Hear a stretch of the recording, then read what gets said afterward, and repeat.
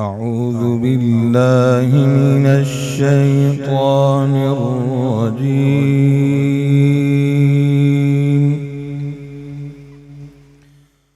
بسم الله الرحمن الرحيم.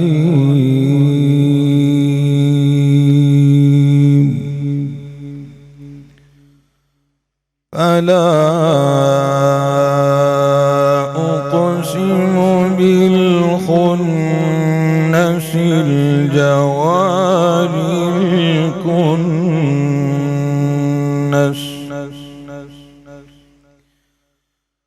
والليل إذا عسعس والصبح إذا تنفس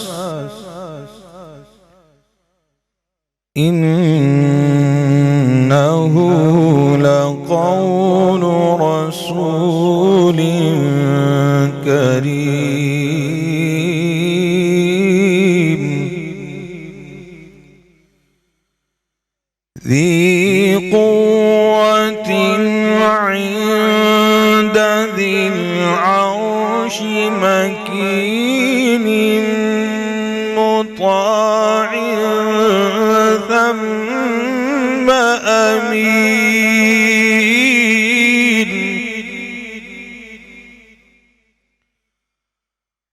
وما صاحبكم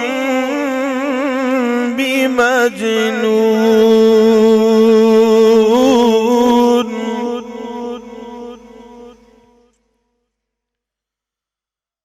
ولقد رآه بالأفق المبين وما هو على الغيب بضنين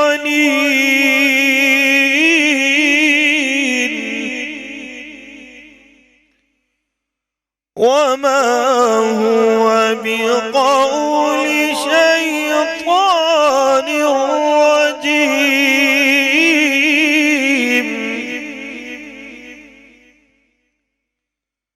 فأين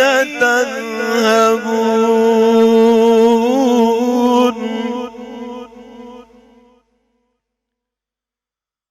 ولقد رآه بالأفق المبين وما هو على الغيب بضنين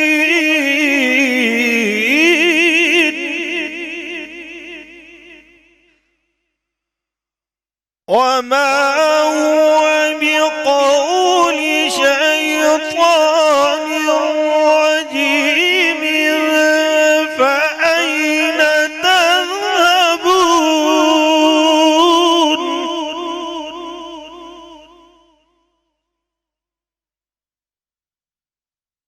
إن هو إلا ذكر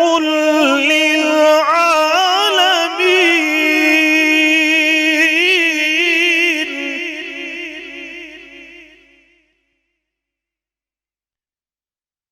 لمن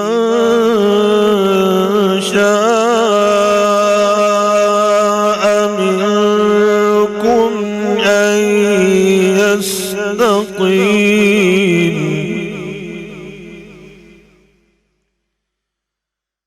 إن هو إلا ذكر للعالمين لمن شاء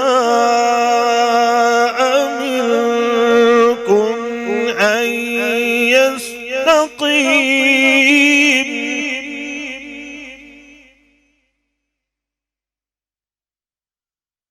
وما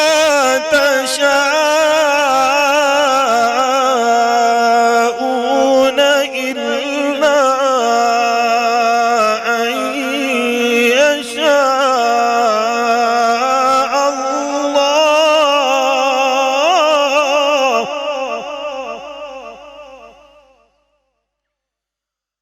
وما تشاءون إلا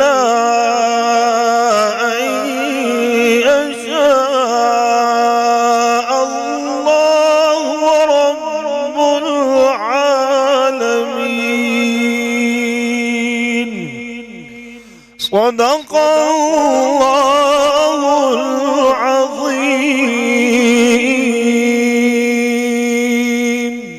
جزاک اللہ. جزاک اللہ خیر. السلام علیکم. نیو نیوز کی خصوصی نشریات پیغام رمضان، اور میں ہوں آپ کی میزبان نبیہہ اجاز، اور میں ہوں فرید رئیس. آج کی یہ خصوصی ٹرانسمیشن آپ کے ساتھ، آپ کے ہمراہ ایک بار پھر کچھ نئے موضوع کے ساتھ نبیہہ اور نعت رسول مقبول صلی اللہ علیہ وآلہ وسلم بھی. تو باقی آپ سنائیے کیسے گزر رہے ہیں آپ کے روزے؟ اور 13 رمضان اور سحری آج کی، اور ٹھیک 2 دن کے بعد آدھا رمضان ہم سے بالکل ہو جائے گا. اور پھر دیکھیں کتنی رفتار کتنی تیز ہے رمضان کی، اور گزرتے جا رہے رحمتوں والے دن. جی ہاں بالکل جناب، گزر رہے ہیں اور اسی طریقے سے یہ وقت گزر ہی جاتا ہے. تو اس سے پہلے کہ ہم آج کچھ مزید زیادہ بات نہیں کریں گے جناب، کیونکہ ہم کوشش کریں گے کہ ذرا موضوع اور اس کے ساتھ ساتھ جو مہمانوں کو سن سکیں زیادہ ان سے کو زیادہ، ذرا زیادہ سے زیادہ کریں گے. اپنی باتیں تو ہم کرتے رہیں گے، میں اور نبی اگر بیٹھ جائیں اور باتیں کرنے پہ تو گپ شپ ہم ایسی لگاتے رہیں گے اور چٹ چیٹس ہوتی رہیں گی. لیکن بہرحال ہمارے ساتھ جو آج کا موضوع ہے بہت ہی خوبصورت موضوع، اور ایک ایسی چیز جو کہ آنا ہے، اس کو کوئی بھی ٹال نہیں سکتا. اور جو بات آپ جس پہ کرنے جا رہے ہیں وہ ہے نبیہ فلسفہ موت. بالکل. اور یہ ایک ایسا موضوع ہے جس پر جو مومن ہوگا شاید وہ خوش ہوگا، شاید نہیں یقینی طور پر، لیکن جو گناہگار ہوگا اس کو شاید دنیا سے بچھڑنے کا غم زیادہ ہوگا. اس پر گفتگو کریں گے تفصیلی طور پر. شاہ صاحب تو ہمارے ساتھ موجود ہیں ہی، اس پر روشنی ڈالیں گے. ہمدانی صاحب ہیں، اور جناب آج ہمیں الحاج شہباز قمر صاحب نے بھی جوائن کیا ہے. بہت ہی خوبصورت ان کی آواز ہے، ان سے ہم کلام بھی سنیں گے. لیکن آغاز کرتے ہیں ہاں جی، ہمیں بتایا جا رہا ہے کہ پروفیسر دیا چودھری جو ہیں وہ بھی جوائن کریں گی. مذہبی اسکالر ہیں، ان سے بھی اس موضوع کے اوپر گفتگو ہوگی، ان ساری چیزوں کے اوپر. تو ذرا اس سے پہلے کہ گفتگو کو آگے بڑھائیں شاہ صاحب، ذرا آج کلام سے کرتے ہیں، کلام کو لیتے ہیں. اور ہمارے ساتھ قمر فریدی صاحب موجود ہیں، ماشاءاللہ بڑے مشہور نعت خواہ ہیں، تو ان کا بھی کلام لیں گے. ہمدانی صاحب آپ سے آغاز کرتے ہیں، ذرا کلام سنائیے اور اس کے بعد جو ہے وہ ہم قمر فریدی صاحب کی طرف چلیں گے. اے ختم رسول، اے شاہ زمن، اے پاک نبی رحمت والے، تو جان سخن موضوع سخن، اے پاک نبی رحمت والے، اے عقدہ کشائے کون و مکان،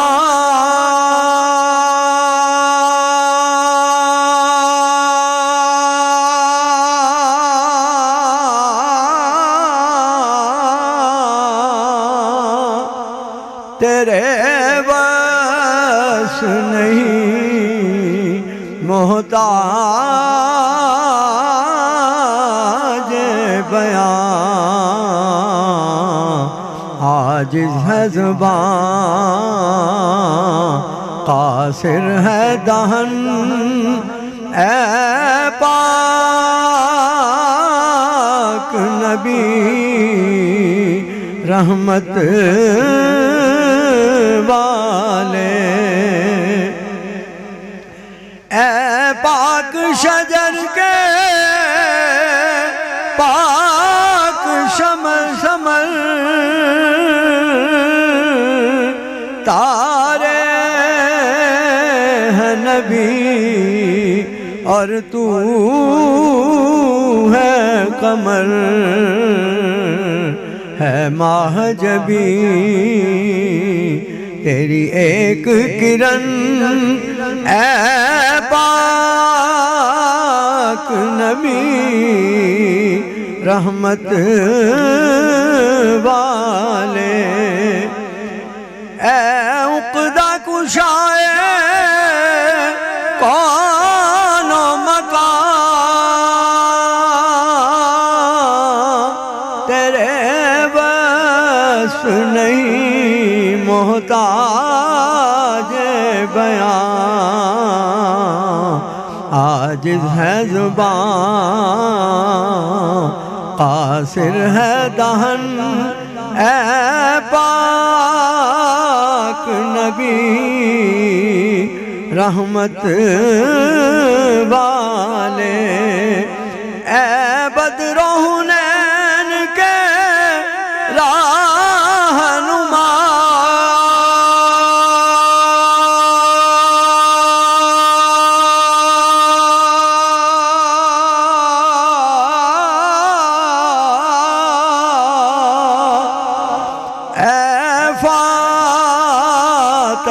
خیبر کے مولا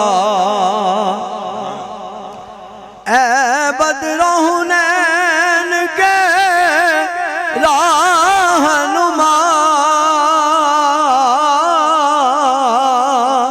اے فاتح خیبر کے مولا تیرا ایک اشارہ کفر شکن اے پاک نبی رحمت والے تیرا ایک اشارہ کفر شکن اے پاک نبی رحمت والے اے ختم رسول اے شاہ زمن اے پاک نبی رحمت والے بہت خوبصورت ماشاءاللہ. اچھا نبی اس سے پہلے آگے چلیں ہم ذرا شاہ صاحب سے ذرا فلسفہ موت کے حوالے سے سر مختصر ذرا بتا دیجئے پھر ہم ذرا رئیس صاحب کے کلام بھی یہ ہے کیا فلسفہ؟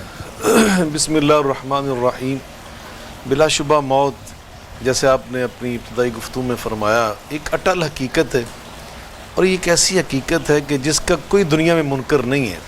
اس کائنات میں بڑے بد نصیب ایسے ہیں جو انبیاء کے منکر بعض ایسے بدبخت ہیں جو اللہ خالق و مالک کے منکر داری جنہیں ہم کہتے ہیں. لیکن اس کائنات میں موت ایک ایسی حقیقت ہے جس کا کوئی انکار نہیں کر سکتا. سب مانتے ہیں کہ سب مانتے ہیں کہ موت نے آنا ہے. لیکن بلا شبہ بحیثیت مسلمان ہمارا جو اس کے بارے میں نقطہ نظر ہے ہمارا جو موقف ہے اس کو ہم کہتے ہیں کہ اسلامی نقطہ نظر سے موت کا فلسفہ اور حکمت اس میں راز کیا ہے. وہ اللہ تعالیٰ نے خود قرآن مجید فرقان حمید میں بیان فرمایا جا بجا مقامات پر. سب سے پہلی بات تو یہ فرمائی یہ جو زندگی اور موت کا سسٹم ہے اللہ فرماتے الذی خلق الموت والحیات لیبلوکم ایکم احسن عملا وهو العزیز الغفور. اللہ تعالیٰ نے یہ جو سسٹم بنایا ہے کہ زندگی عطا کرتا ہے پھر موت دیتا ہے پھر دوبارہ زندہ کیا جائے گا حساب کتاب ہوگا. تو فرمایا یہ سارا کچھ اس لیے ہے کہ لیبلوکم ایکم احسن عملا. ہم تمہیں آزمانا چاہتے ہیں تمہاری آزمائش کرنا چاہتے ہیں تمہارا امتحان لینا چاہتے ہیں کہ دنیا کی جو ہم نے زندگی تمہیں عطا کی ہے یہ اللہ کی نعمت ہے. جو ہم نے آپ کو یہاں ٹائم دیا ہے وقت دیا زندگی گزارنے کا یہ ہم نے تمہارا امتحان لینے کے لیے کیا تھا. اور وہ امتحان کیا ہے اللہ تعالیٰ فرماتے هل أتى على الإنسان حين من الدهر لم يكن شيئا مذكورا إنا خلقنا الإنسان من نطفة أمشاج نبتليه فجعلناه سميعا بصيرا إنا هديناه السبيل إما شاكرا وإما كفورا. اس انسان کو ہم نے عدم سے وجود عطا کیا. پوری تفصیلات بیان کرنے کے بعد اللہ فرماتے ہیں اس کو ہم نے سمع و بصر عقل شعور یہ ساری چیزیں عطا کر کے انا ہدینہ السبیل لا کے دورائے پہ کھڑا کر دیا. اس کے ایک طرف فرمایا اما شاکرا یہ ہے وہ راستہ جو صراط مستقیم نبیوں کا راستہ ولیوں کا راستہ صحابہ کا راستہ اہل بیت اطہار کا راستہ اللہ کے شکر گزار بندوں کا راستہ. وَإِمَّا کفورا یہ ہے اللہ کے ناشکروں کا کافروں کا منافقوں کا فاسقوں کا فاجروں کا دہریوں کا منکروں کا راستہ اور یہ سیدھا آخر میں جہنم میں جائے گا. بہت سارے سوال بھی ذہن میں ابھی آغاز ہی ہوا ہے موضوع کا تو آنا شروع ہو چکے ہیں کہ فلسفہ موت کے بارے میں سر شاہ صاحب نے بتایا. اس کے بعد کی جو زندگی ہے خاص کر جو روحیں ہیں وہ کہاں جاتی ہیں اور پھر قیامت تک جسم, اور اس پر گفتگو بھی ضرور. اچھا, بڑا ڈیٹیل اور بہت ہی اس میں ٹاپک ہے جو اکثر و بیشتر بڑے سوالات ہوتے ہیں, باتیں اس کے اوپر ہوتی ہیں, لیکن یہ سب گفتگو کریں گے نعت رسول مقبول صلی اللہ علیہ وآلہ وسلم کے لیے. شہباز فریدی صاحب آپ کی طرف آئیں گے جناب.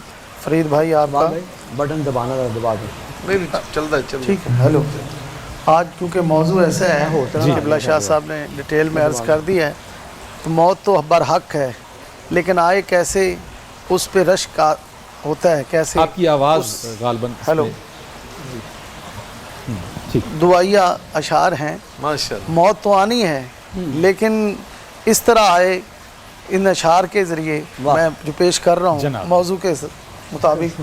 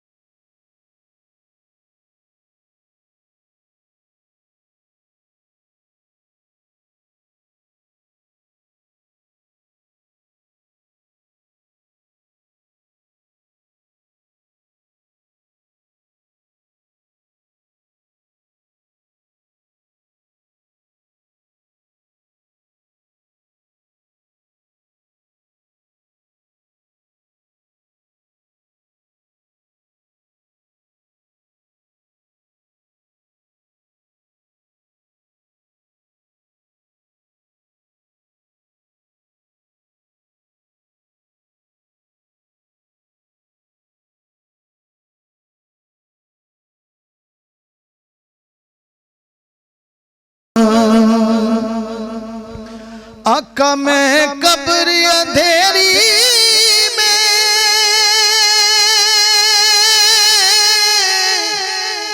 گھبراؤں گا جب تنہا,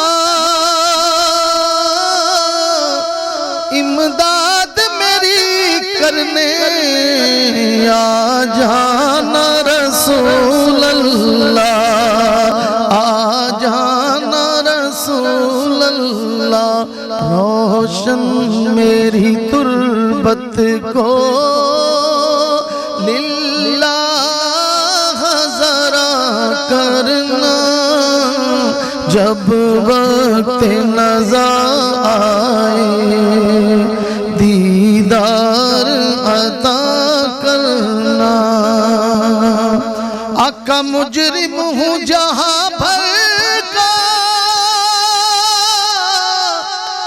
میں شر میں بھرم رکھنا, رسوائے زمانہ ہوں کملی میں چھپا لینا, مقبول دعا میری محبوب خدا کرنا, جب وقت نظر آئے دیدار عطا کرنا, دیدار عطا کرنا. ماشاءاللہ بہت خوب. اور اس کے ساتھ ہی جناب ہمیں کہا جا رہا ہے ایک وقفے کا بریک کے بعد, بہت خوبصورت. جب بریک سے جناب واپس آئیں گے تو جو آج کا موضوع ہے ڈیفینیٹلی اس پر بھی تفصیلی طور پر بات کریں گے, اور سوال پہ بھی بات کریں گے جناب. آج ہم نے سوال نہیں اناؤنس کیا, لیکن بریک سے آنے کے بعد سوال ضرور. ساتھ رہیے گا.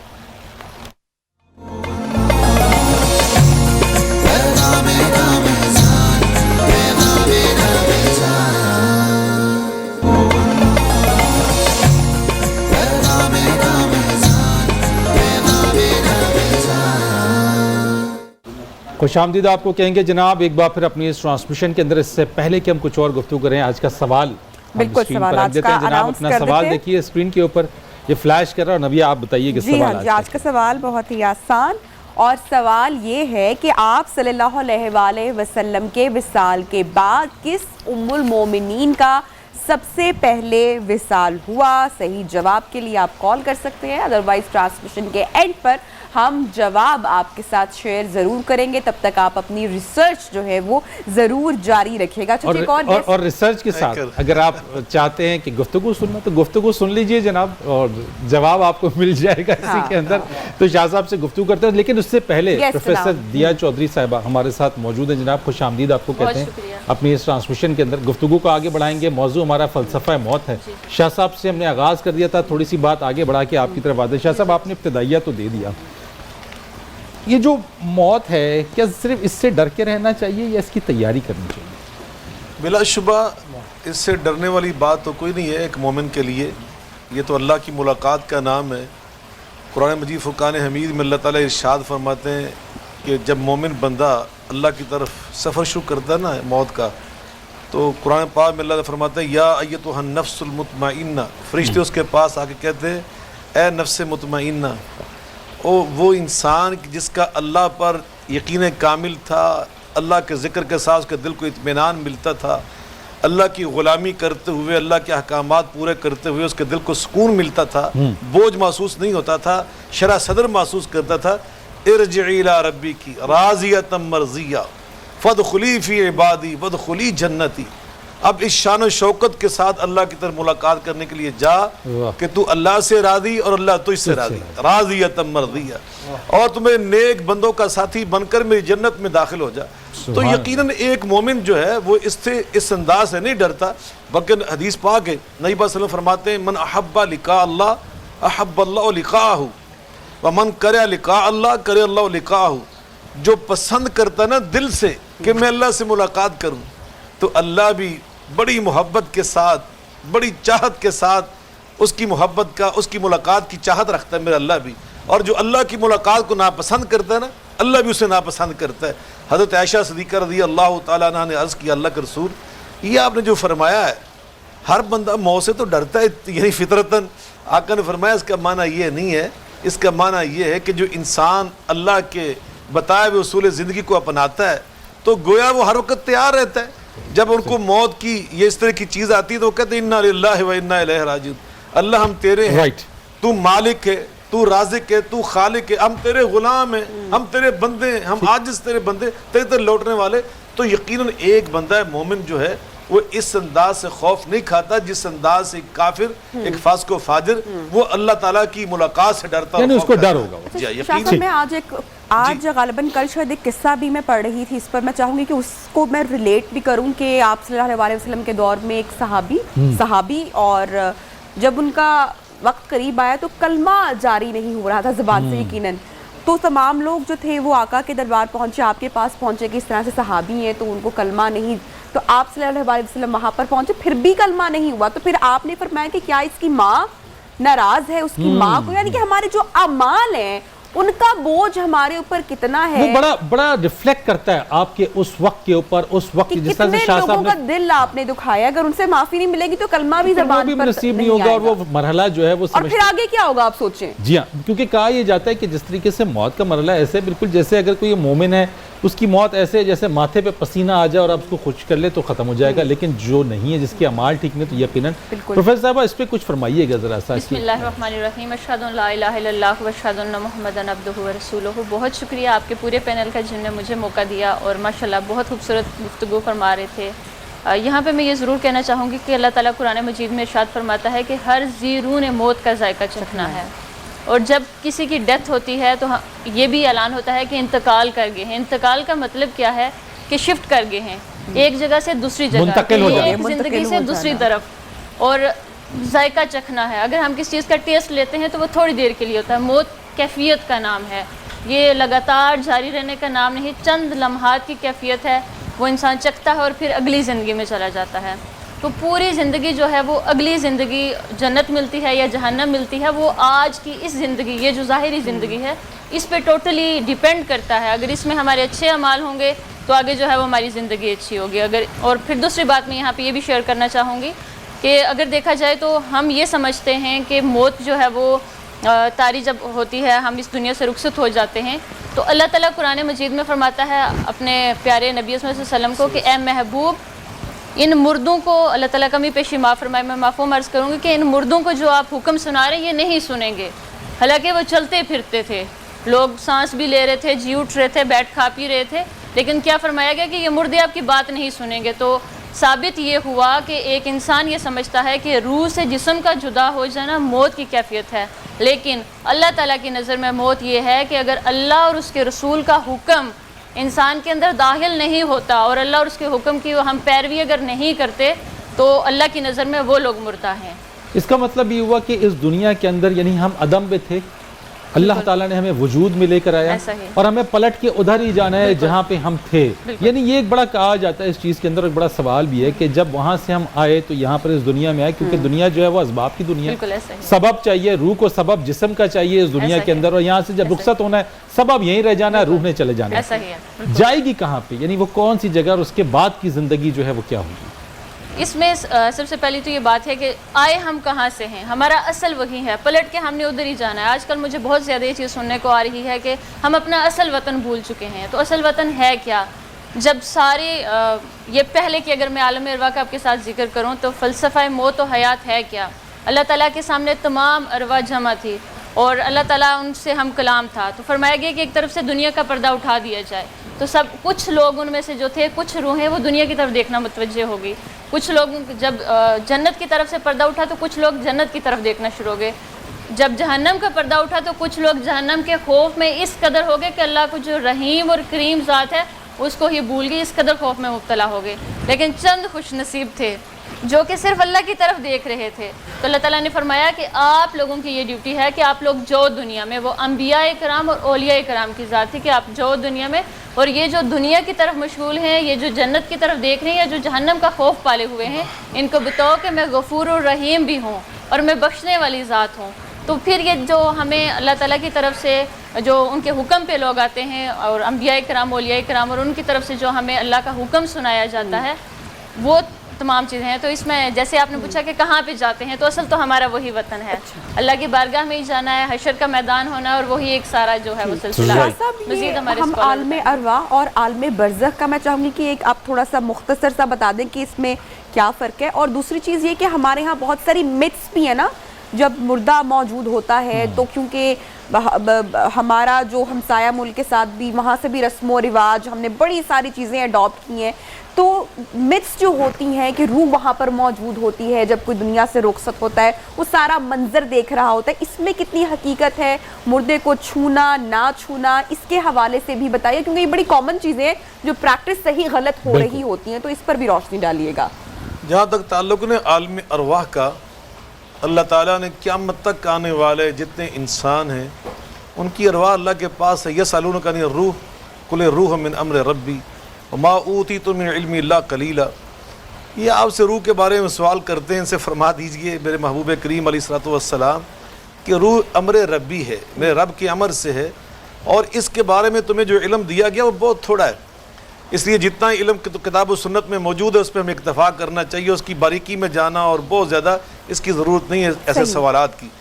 دوسری بات یہ کہ اللہ جو جتنی ارواح قیامت تک آنی ہے نا وہ سب اللہ تعالیٰ نے پیدا کی، حدیث پاک میں آتا ہے الارواح جنود مجندہ فما تعارف منها ائتلف وما تناکر منها اختلف۔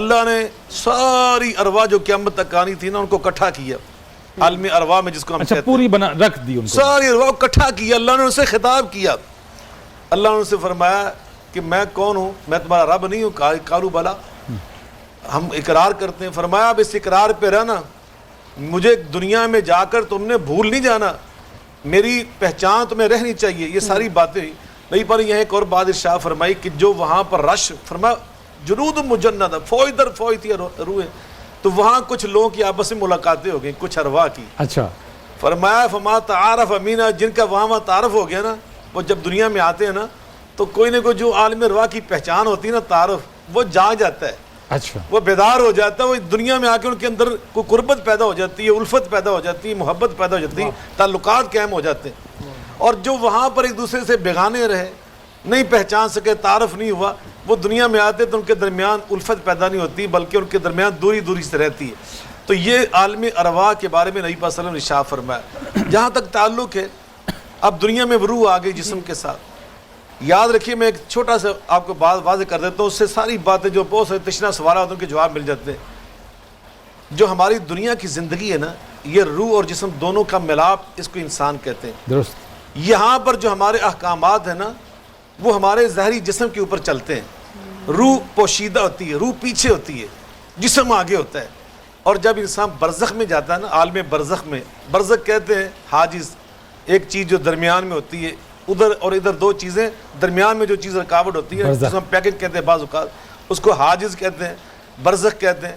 تو جو برزخ کی زندگی ہے نا, فرمایا وہاں پر جو احکامات چلتے ہیں نا, وہ روح پہ چلتے ہیں. جسم پیچھے ہو جاتا ہے, جسم پیچھے ہوتا ہے, بعض جسم ہوتا ہی نہیں وہ تو کوئی جل گیا, کوئی ہوا میں اس طرح اڑا دیا گیا خاک بنا کر, اور بعض اوقات وہ دریا کے اندر ڈوب جاتے ہیں, مچھلیاں کھا جاتی ہیں. اللہ حد القیاس.